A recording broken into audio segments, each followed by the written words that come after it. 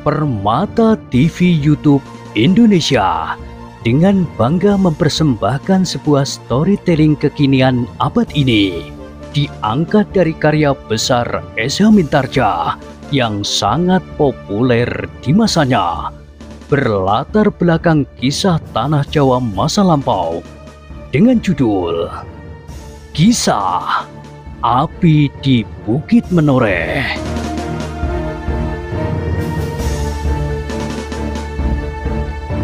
Pada kesempatan yang sangat baik ini, kita masuk pada episode yang ke-636.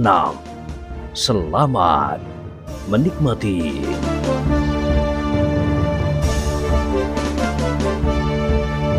Di akhir kisah sebelumnya disebutkan, Gandu Demung pun kemudian meninggalkan pertemuan khusus itu. Beberapa orang pengawal terpercaya yang ada di luar pintu menjadi heran melihat seorang yang mendahului meninggalkan pertemuan. Namun menilik wajahnya yang justru nampak cerah, maka para pengawal itu pun mengetahui bahwa tidak terjadi perselisihan apapun di dalam ruang yang tertutup itu. "Kenapa Ki Gandu Demung mendahului?" bertanya seorang pengawal. Gandu Demung tersenyum. Katanya, "Aku mendapat tugas khusus kali ini. Tidak ada orang lain yang boleh pergi bersamaku." Pengawal itu termangu-mangu, namun mereka mengerti bahwa orang bernama Gandu Demung yang bergelar harimau hitam berkuku pedang itu memiliki ilmu yang dapat memberikan bekal kepadanya untuk melakukan tugas khususnya. Tetapi kepergian Gandu Demung dengan tugas yang tidak dimengerti oleh siapapun juga itu memang menimbulkan berbagai pertanyaan di dalam lingkungan mereka. Beberapa orang yang telah melakukan tugasnya di tanah perdikan Menoreh pun bertanya-tanya di dalam hati, apakah persoalan yang dikemukakannya itu mendapat tanggapan sewajarnya dan ada sangkut pautnya dengan tugas Ki Gandu Demung. Namun ternyata Ki Gandu Demung pun kemudian menemui mereka untuk mendapatkan bahan-bahan yang lebih banyak lagi. Apakah Ki Gandu Demung mendapatkan tugas itu? Gandu Demung menggelengkan kepalanya. Katanya, "Aku tidak peduli cerita tentang pengantin itu. Aku mendapat tugas khusus dan aku akan menjelaskan tugasku sebaik-baiknya." Tetapi, kenapa Ki Gandu Demung memerlukan keterangan tentang hari-hari perkawinan anak kepala tanah perdikan Menoreh itu? Gandu Demung tertawa. Katanya, "Hahaha, tugasmu adalah menjalankan perintah. Tanpa perintah apapun juga, kau boleh tidur berhari-hari. Nah, sekarang tidur sajalah." Orang tertua di antara mereka mengerutkan keningnya. Dengan wajah yang tegang ia berbisik ke telinga kawannya, "Agaknya orang lainlah yang akan mendapat tugas itu. Mungkin Ki Gandu Demung akan mengambil tenaga yang dianggapnya lebih baik." "Kau gila? Apakah ada orang yang lebih baik dari aku?" Kawannya justru tertawa. Jawabnya, "Setidak-tidaknya lebih baik daripadaku." Orang tertua itu mengerutkan keningnya.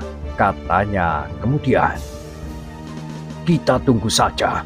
Siapakah yang akan pergi? Tetapi Ki Gandu Demung tidak akan mengambil kita. Mungkin ia mempunyai beberapa orang kepercayaan yang dapat diajaknya berlaku curang, sehingga kehadiran kita akan mengganggu rencananya itu."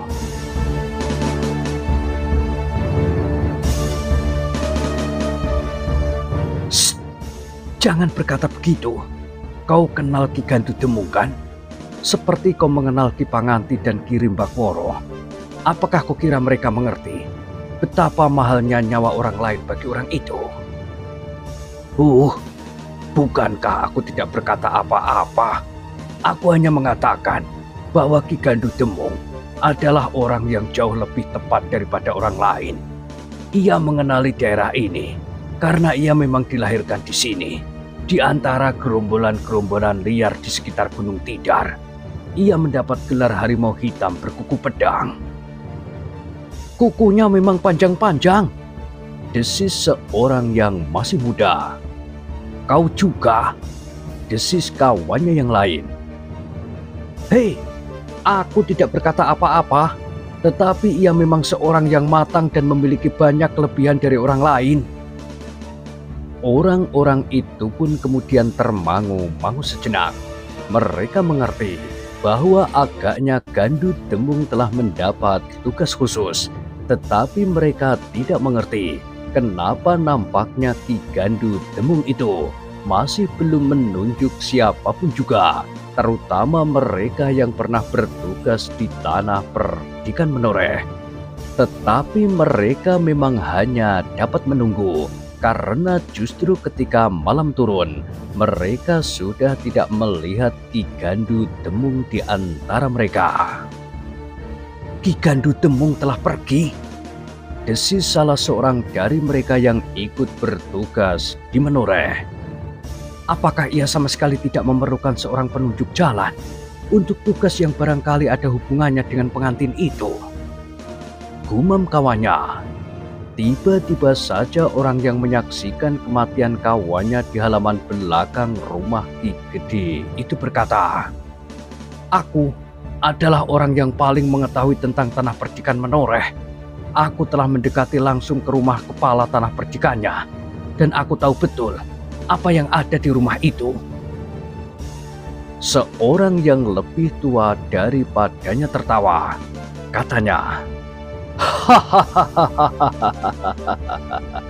"Kau baru melihat permukaannya saja. Itu lebih baik daripada tidak sama sekali. Ki Gandu Demung pernah menyelam sampai ke dasarnya." Orang itu mengerutkan keningnya, tetapi ia pun sama sekali tidak menjawab lagi.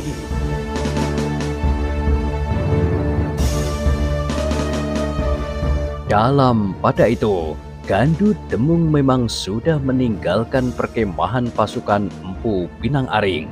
Ia sudah bertekad untuk menunjukkan jasa yang tentu akan berbalas kepada pemimpinnya, yang dianggapnya akan ikut memegang peran terpenting jika perjuangan mereka berhasil. Bahkan Gandu Demung yakin bahwa kekuatan mereka yang menolak kekuasaan Pajang dan berkeinginan memulihkan kewibawaan Trah Majapahit pasti akan berhasil, karena Empu Pinang Aring mempunyai landasan kekuatan di daerah pesisir utara.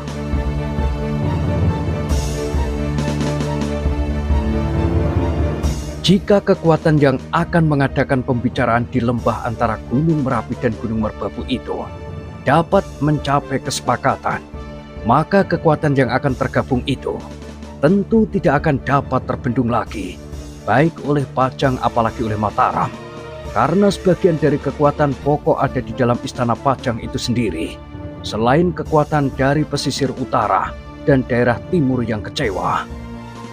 Berkata Gandu Demung kepada diri sendiri. Demikianlah ia menyusuri daerah yang gelap dan sepi di tepi hutan yang melingkar di sebelah Gunung Tidar. Ia ingin mencoba menemui saudara-saudaranya yang berada di dalam lingkungan para perampok dan penyamun. Bahkan ayahnya yang menjadi semakin tua itu pun tentu masih mempunyai pengaruh yang kuat di antara mereka. Jika aku berhasil, maka aku adalah seorang pahlawan yang harus mendapat penghargaan. Gumam Gandu Demung kepada diri sendiri.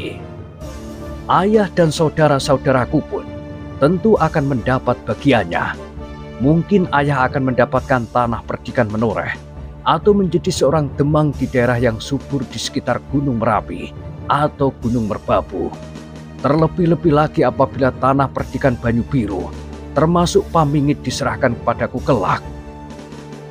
Gandu Demung tertawa sendiri, sementara itu kakinya masih tetap melangkah di kegelapan. Meskipun ia tidak tahu pasti di manakah ayahnya berada, tetapi ia dapat menduga tempat persembunyiannya. Tentu masih yang dahulu itu. Ketika di kejauhan terdengar aum harimau lapar, Gandu Demung meraba hulu pedangnya. Sejenak ia menahan nafas, namun kemudian ia bergumam. Jauh sekali, arah angin pun tidak menuju ke suara itu.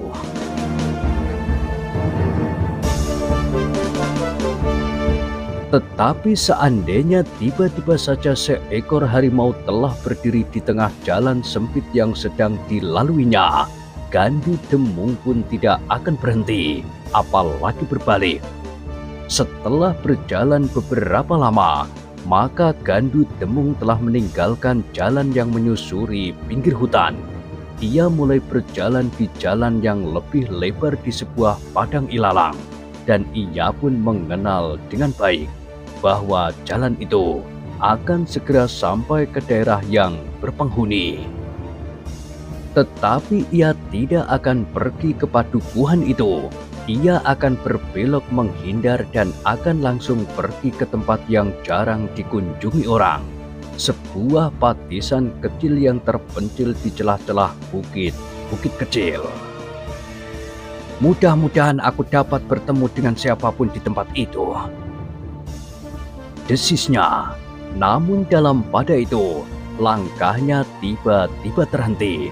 Telinganya yang tajam telah mendengar desir di balik batang ilalang di sebelah. Bukan desir langkah seekor binatang, tetapi langkah itu demikian lembutnya, sehingga Ki Gandu Demung yakin bahwa beberapa orang telah mengintai perjalanannya. Asal mereka masih mempunyai mulut dan telinga, berkata Gandu Demung di dalam hatinya. Tentu mereka masih dapat diajak bicara, apalagi jika mereka mengenal siapa aku dan siapakah Empu Pinang Aring.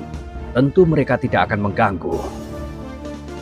Meskipun Gandu Demung telah menyadari bahwa beberapa orang sedang mengikutinya, namun ia pun terkejut ketika tiba-tiba ia mendengar salah seorang dari mereka membentaknya.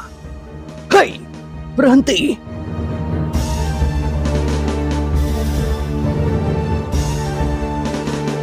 Gandu Demung menarik nafas dalam-dalam. Ia pun kemudian berhenti di tempat yang cukup lapang. Gandu Demung mengerutkan keningnya. Ia mencoba mengenali wajah orang itu. Barangkali ia pernah melihat sebelumnya. Tetapi di dalam kerembangan malam, ia sama sekali tidak dapat melihat wajah itu dengan jelas. "Jawab, siapakah kau? Dan apakah maksudmu lewat jalan ini?" Gandu Demung masih tetap tenang, apalagi setelah ia mengetahui bahwa yang berdiri di hadapannya hanyalah 3 orang saja. Namun demikian Gandu Demung tidak segera menjawab. Ia ingin orang-orang itu menjadi lebih dekat lagi. "Hei, apakah kau bisu atau tuli?" Salah seorang dari ketiga orang itu membentak. Tetapi seperti yang diharapkan oleh Gandu Demung, maka mereka pun melangkah semakin dekat. Meskipun demikian, Gandu Demung tetap tidak dapat mengenali mereka. Sehingga karena itu, maka ia pun bertanya di luar sadarnya, "Siapakah kalian, Gila!" Salah seorang dari ketiga orang itu menggeram. "Kau belum menjawab pertanyaanku. Siapa kau?" Oh, Gandu Demung sadar akan keterlanjurannya. "Baiklah, namaku Gandu Demung. Apakah kau pernah mendengar?" Sejenak ketiga orang itu termangu-mangu. Namun kemudian salah seorang dari ketiganya berdesis, "Aku tidak pernah mendengar nama itu." "Mungkin kalian belum pernah mendengarnya. Agaknya kalian orang baru di sini. Orang baru yang harus sudah menyingkir karena kehadiran Empu Pinang Aring." "Persetan dengan iblis itu." "Hei, Gandu Demung terkejut. "Kau berani mengucapkan kata-kata itu?" Ternyata orang itu pun menjadi ragu-ragu. Namun kemudian ia membentak untuk menyembunyikan keragu-raguannya. "Siapa kau, hei? Siapa?" "Sudah aku sebut namaku. Nama yang tidak berarti sama sekali bagiku. Tetapi siapa kau dan dalam hubungan apakah kau berada di sini sekarang ini?" Gandu Demung mengangguk-angguk. Jawabnya, "Baiklah, agaknya kalian benar-benar orang baru di sini. Aku tidak tahu dari gerombolan yang manakah kalian sebenarnya. Tetapi barangkali kawan-kawanmu pernah menyebut sebuah gelar, Harimau Hitam Berkuku Pedang." "Hei!" Ketiga orang itu terkejut.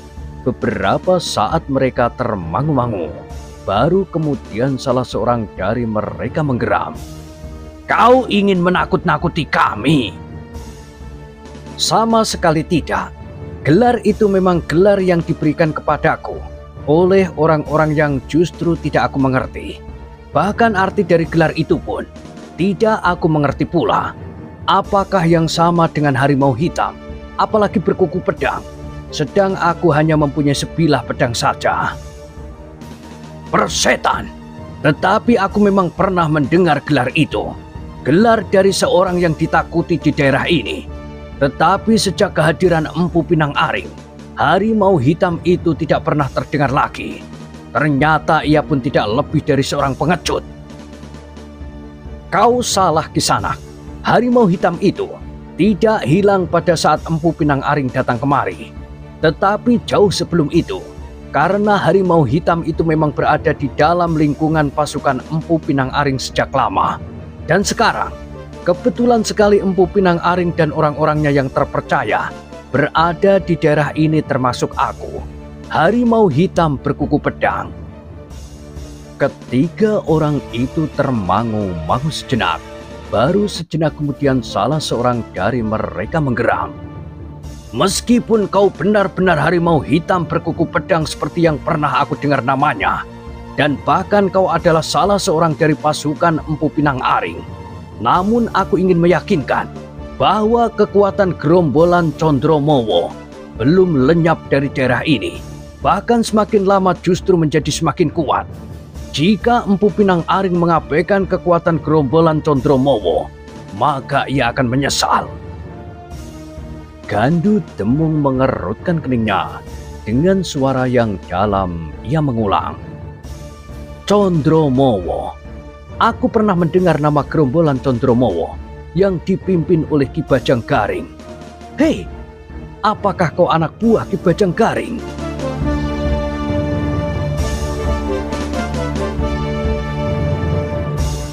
Ketiga orang itu terkejut.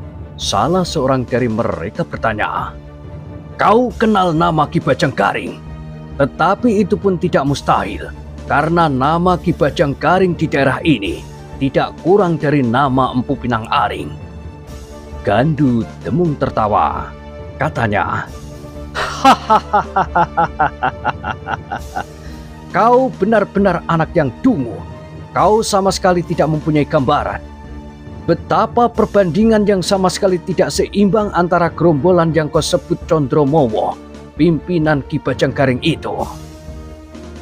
"Persetan, sekarang sebut apa maumu sebenarnya?" "Kisanak," berkata Gandu Demung, "sebenarnya aku tidak akan mencari persoalan. Aku datang dengan maksud baik.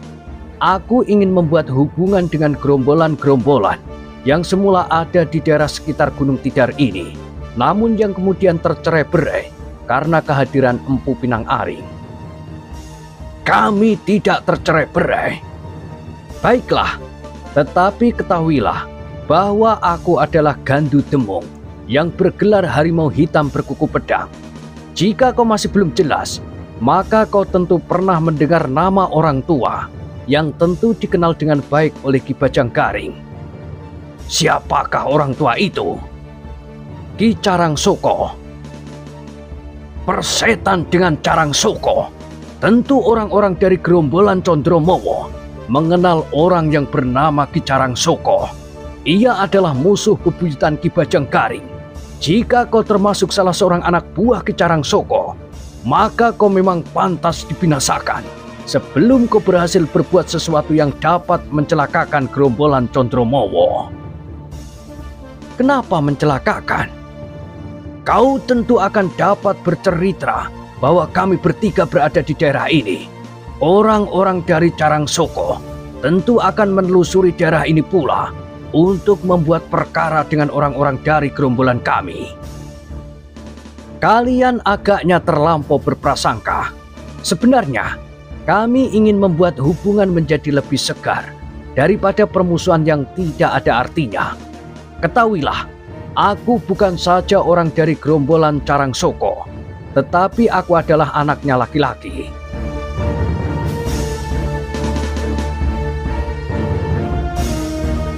Ketiga orang itu termangu-mangu, namun salah seorang dari mereka segera menggeram. Jika kau anak Ki Carangsoko, maka kau memang pantas dilumatkan di sini. Gandu Demung tersenyum. Jawabnya, kalian memang orang-orang baru di lingkungan gerombolan Condromowo. Tentu sesudah aku meninggalkan lingkungan ayah dan saudara-saudaraku. Sehingga karena itu, kalian belum mengenal aku. Tetapi sebaiknya aku memperingatkan sekali lagi. Jangan kau ganggu aku. Aku justru ingin membuat hubungan yang lebih baik dari setiap lingkungan yang tersisih dari daerah ini karena kehadiran Empu Pinang Aring. Memang, sahut salah seorang dari mereka. Aku belum mengenalmu, meskipun namamu pernah aku dengar. Tetapi kau pun belum pernah mengenal kami. Kami hadir ke dalam lingkungan tikus-tikus kecil yang menyebut dirinya gerombolan Condromowo. Hanya ada seorang yang pantas disebut laki-laki, yaitu Ki Bajanggaring. Baru kemudian setelah kami ada di dalam lingkungan mereka, setiap gerombolan mengakui bahwa gerombolan Condromowo pantas mendapat tempat tertinggi.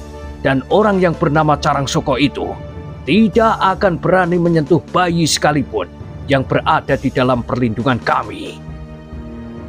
Wajah Gandu Demung menjadi tegang. Dengan suara yang datar, ia berkata, "Jangan berkata begitu. Jangan membuat hatiku yang semula cair menjadi beku dan kehilangan sikap bersahabat. Persetan, kau akan mati dan tidak seorang pun yang mengetahui di mana mayatmu.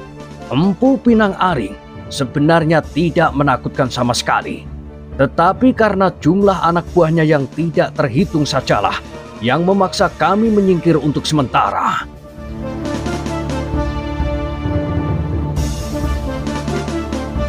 Gandu Demung mencoba menahan perasaannya, namun terlontar juga dari mulutnya. "Kau jangan membuat aku semakin marah. Aku masih mencoba untuk mengekang diri, karena aku mempunyai kepentingan yang perlu kalian dengar. Jika kalian dapat sedikit menahan hati dan mendengar keteranganku, mungkin kita tidak akan mudah terlibat dalam perselisihan." "Nah," desis yang bertubuh jangkung, "kau sudah mulai gelisah dan mencari dalih untuk menyelamatkan diri." "Persetan!" Gandu Demung menggeram. "Kau masih dapat berlagak. Baiklah, jika kalian memang memaksakan perselisihan, aku tidak berkeberatan sama sekali. Tetapi jika salah seorang dari kalian terbunuh, itu bukan salahku. Dan jika kau hilang tanpa diketahui kemanakah bujur lintangnya, maka nyawamu tidak usah menyesal. Empu Pinang Aring yang mempunyai pasukan sebanyak semut di ladang ini pun tidak akan dapat berbuat apa-apa, karena ia tidak akan pernah mengetahui kemana kau pergi." Gandu Demung benar-benar menjadi marah. Karena itu, maka ia pun kemudian berkata lantang, "Baiklah, kita akan melihat siapakah di antara kita yang hanya pandai membual. Meskipun kalian bertiga, tetapi anak Carangsoko tidak akan mengecewakan. Apalagi ia adalah harimau hitam berkuku pedang yang mendapat kepercayaan khusus dari Empu Pinang Aring."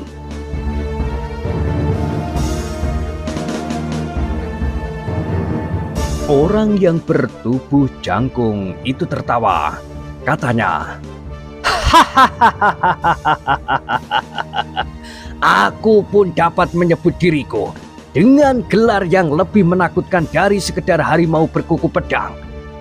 Mungkin aku dapat memberi gelar baru diriku sendiri, gajah putih berbelalai pelangi, atau serigala bergigi guntur." "Cukup!" bentak Gandu Demung. "Sudah tiba waktunya untuk membungkam mulutmu selama-lamanya." Orang bertubuh jangkung itu masih akan tertawa, tetapi tiba-tiba saja suaranya terputus karena Gandu Demung meloncat selangkah maju dan siap untuk menyerang. Ketiga orang itu pun kemudian berpencar. Mereka pun segera mempersiapkan diri. Ketiganya mengambil tempat yang berlawanan dan dengan serta-merta mengacukan senjata masing-masing. Gandu Demung menggeram. "Cukup cepat juga tata gerak kalian. Tetapi tentu kalian berkelahi seperti anak-anak yang baru mulai mempelajari ilmu kanuragan." Orang bertubuh jangkung itulah yang kemudian mulai menggerakkan senjatanya. Sejenak kemudian serangannya yang cepat pun segera mengarah ke tubuh Gandu Demung. Gandu Demung tahu pasti serangan itu bukannya serangan yang sungguh-sungguh. Karena itu, maka ia pun tidak perlu meloncat menghindarinya. Gandu Demung yang memiliki pengalaman yang luas itu cukup mencondongkan tubuhnya saja, sehingga serangan orang bertubuh jangkung itu tidak mengenainya. Namun setelah itu, serangan yang lain pun segera menyusul, bukan sekedar menggertak, tetapi langsung untuk membunuhnya dengan menikam jantung. Gandu Demung yang bergelar macan hitam berkuku pedang itu pun mulai berloncatan, semakin lama semakin cepat, untuk melawan senjata ketiga orang yang mengepungnya. Gandu Demung telah menarik pedangnya. Sejenak kemudian ternyata gelar yang dipergunakannya bukan sekedar gelar yang hampa. Pedang di tangan Gandu Demung itu pun tiba-tiba telah berputaran. Sejenak kemudian mematuk dan seolah-olah menerkam lawannya seperti kuku seekor harimau yang lapar. Dalam benturan-benturan di permulaan perkelahian itu segera ternyata bahwa kekuatan dan kemampuan Gandu Demung pantas disegani.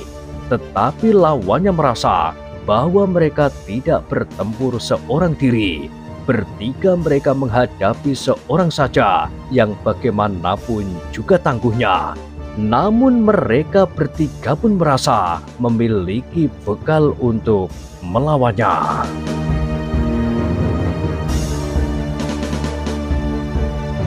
Perkelahian di dalam gelapnya malam itu pun menjadi semakin sengit, meskipun kadang-kadang mereka menjadi bingung karena serangan yang gagal dan bahkan kemudian seolah-olah mereka telah bercampur baur sehingga sulit untuk membedakan lawan.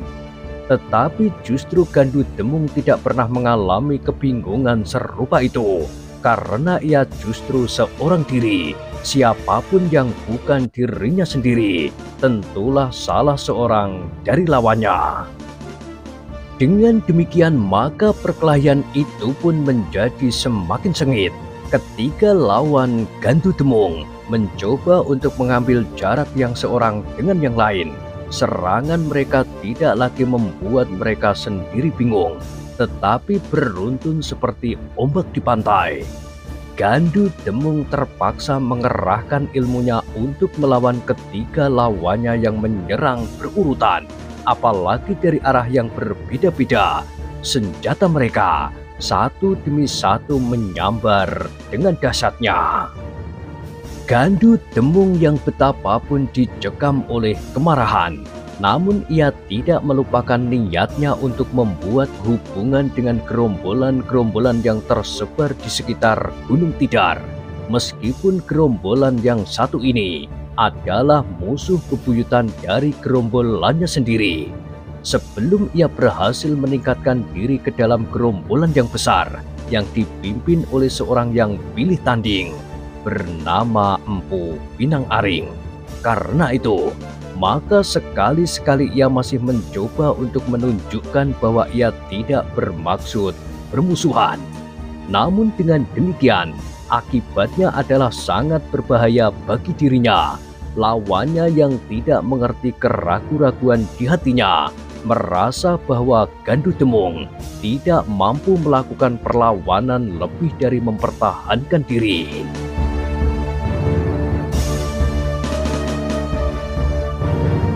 Gandu Demung merasa tekanan lawannya semakin lama menjadi semakin berat, namun ia masih mencoba memperingatkan. Katanya, "Apakah kalian sudah merasa cukup dan puas setelah kalian bertempur tanpa berhasil berbuat lebih dari berputar-putar?" Tetapi jawaban yang didengar oleh Gandu Demung benar-benar di luar dugaannya. Salah seorang dari ketiga lawannya dari gerombolan Condromowo itu menggeram. "Kami merasa cukup dan puas setelah kami melompati mayatnya." "Jangan membuat aku kehilangan pengamatan diri," desis Gandu Demung. "Aku tidak peduli. Aku dapat berbuat lebih banyak dari yang sudah aku lakukan." "Persetan!" yang jangkung menggeram. "Jika kau dapat melakukan, tentu sudah kau lakukan." Gandu Demung menggertakkan giginya, namun ia masih berkata, "Aku datang tidak dengan niat bermusuhan. Cobalah mengerti. Atau jika kalian bersedia membawa aku kepada pimpinanmu, Ki Bajanggaring." "Tutup mulutmu!" bentak yang jangkung sambil menyerang dengan dasarnya. Gandu Demung meloncat surut sambil menarik kepalanya. Hampir saja senjata lawannya itu menyambar mulutnya. Dengan demikian, Gandu Demung merasa bahwa tidak ada gunanya lagi meyakinkan mereka, tetapi sudah tentu dengan membunuh mereka bertiga, maka usahanya untuk menghubungi gerombolan-gerombolan di sekitar Gunung Tidar akan terganggu. Setidak-tidaknya, gerombolan Condromowo dan sahabat-sahabatnya. Tetapi selagi Gandu Demung itu diganggu oleh berbagai macam gambaran tentang kemungkinan hubungan yang sedang dirintisnya, lawannya justru menyerang semakin sengit, sehingga tiba-tiba saja terasa pundaknya telah disengat oleh perasaan pedih. Gandu Demung meloncat surut beberapa langkah. Tangan kirinya telah bergerak di luar sadarnya meraba pundak kanannya. Terasa cairan yang basah telah mengalir dari sebuah luka yang meskipun hanya segores kecil, namun cukup membakar jantung.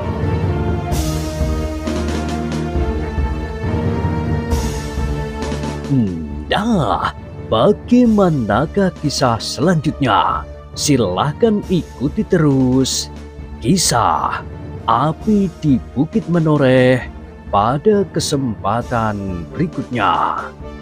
Sampai jumpa.